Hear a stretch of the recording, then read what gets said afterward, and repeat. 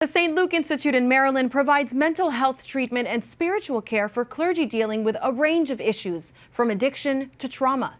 Father David Songy, its president and CEO. He joins us now to provide more context on this topic. Father David, thank you for joining us. We just heard part of an interview with Father Zollner at the Vatican, who said that casting out priests who commit sexual abuse is not an option. Can you discuss where the responsibility of the church lies in caring for these priests? Yeah, and you have two different situations that the church looks at. And the first are those who are older and really don't have the means to take care of themselves. That's generally the ones that the church will say, well, they do what they call prayer and penance, where they're still cared for by the church. And that's because they're too old to begin some other type of work or to care for themselves. And most don't have the financial means because they've been working at a very low salary for a long time.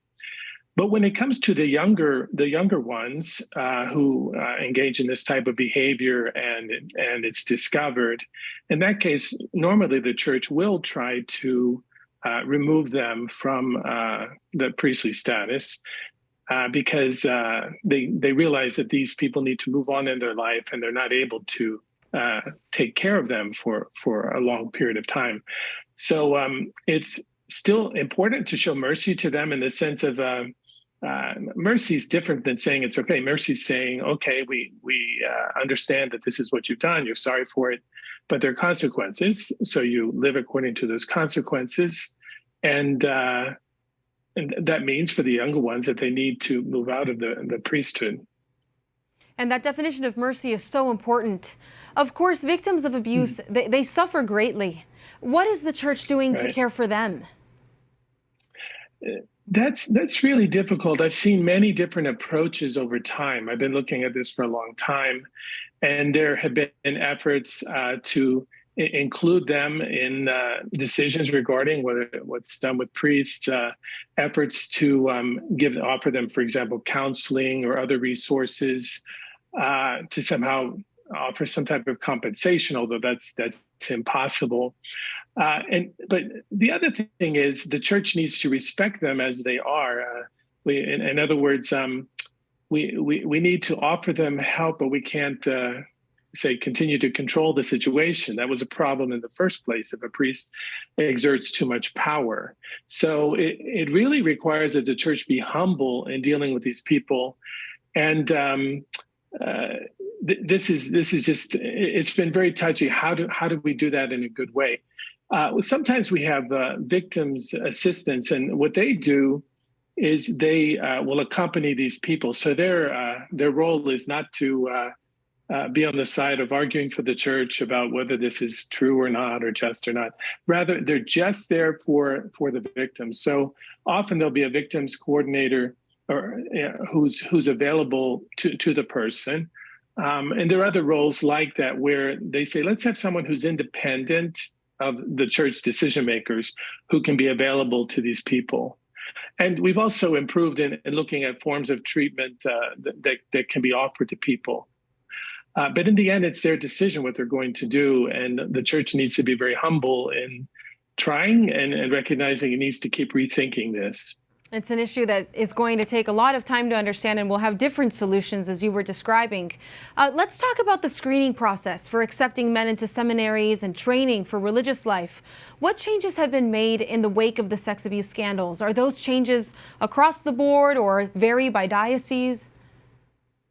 Well, the Bishops' Conference put together a document on admissions into the seminary that involved psychological testing back in 2014. And this emphasized that these areas needed to be looked at. Essentially, we're asking more questions and doing some screening regarding a person's sexual history and interest. We ask very direct questions. So the protocols have become more normal. I've been doing this testing for a long time. And 15 years ago, there were many different protocols. In other words, many different processes for assessing people. But now there's a whole list of tests that most of us will give. Now, I need to point out that testing really cannot predict whether or not a person is going to abuse. So what's more important is looking at, are there underlying it's usually a personality disorder that'll lead to this kind of behavior. Are there indications of a high level of narcissism? And also, if people have more serious mental illness, especially someone who's, let's say, bipolar, sometimes people who are depressed might engage in behaviors that are not good like this. Also, people who are addicted. So we look for things that could lead to abuse, but it's hard to actually predict who's going to abuse. And as Father Zollner said, if the average age of doing this is 39, that's almost like 15, 20 years after the initial psychological assessment. People change and they grow. Can there actually be a cure? You work in treatment. This is something that you've seen, and people hope for that. They're reintroduced into ministry. Is there a cure? So this is often misunderstood. So pedophilia itself is something that they say is probably not curable. Now, the American Psychological Association only came to that conclusion, let's say 10 years ago or so. 20 years ago, they weren't as sure. So that's not curable, but many people who abuse children, they're not pedophiles per se, but they're people who have done this. And so to diagnose this is very difficult. So if it's caused by personality disorder, and that's usually what we see in priests who do this kind of offense, if it's a personality disorder, that's much harder to cure. So what we really need to evaluate each situation and make a recommendation. If a person's abused a minor, the recommendation is never go back to ministry. If some type of assault or sexual harassment of an adult happens, it's a little bit different. Then you have to see more closely. Sometimes we will say they cannot go back to ministry, but in each case we have to make a decision. Curable, there's never the guarantee that somebody is not a risk. So it's more being able to say, if they work on this, if they understand why they did it, they're able to admit it, they're able to demonstrate different behaviors, well, then maybe we can give them an inch. Again, not if they've abused a minor or not if it's been more serious, but more when there's been, you hate to say this, but something that seems a little less egregious. Okay, maybe we can look at that and see why it happened.